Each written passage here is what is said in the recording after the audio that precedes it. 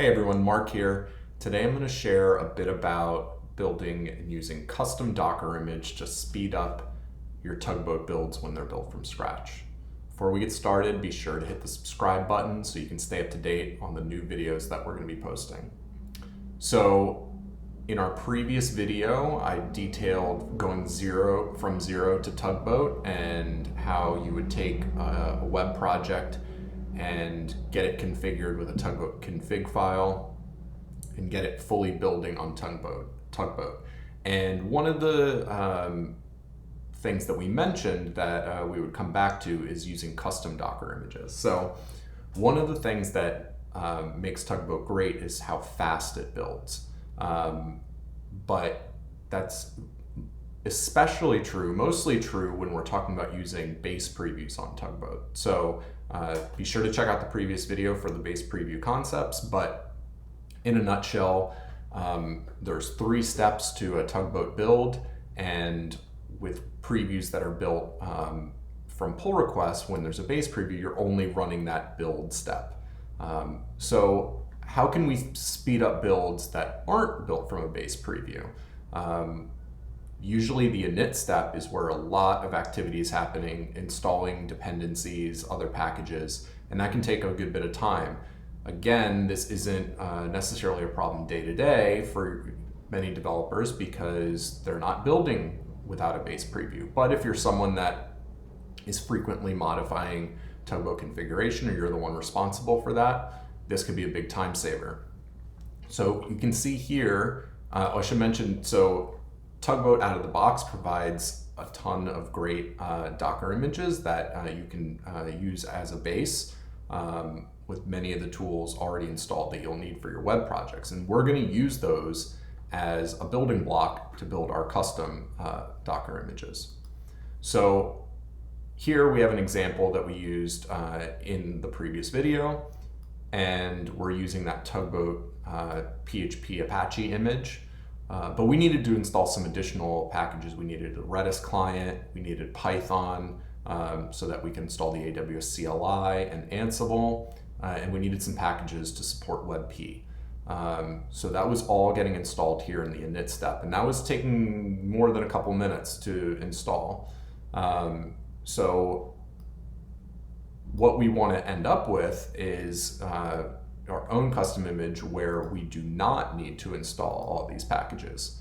And you can see here where we're referencing a similar image name, but from the Chromatic repository. And you can see that we are still installing a few packages. We're installing the WebP items, but all of those other items, the Python and the Python packages, the Redis CLI, Ansible, all of those items we no longer need to install. So we're saving many minutes here.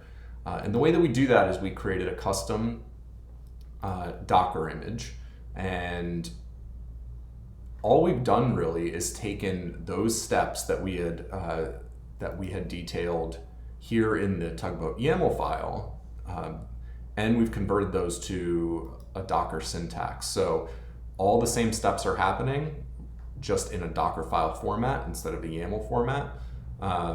And these are some great examples to get you started.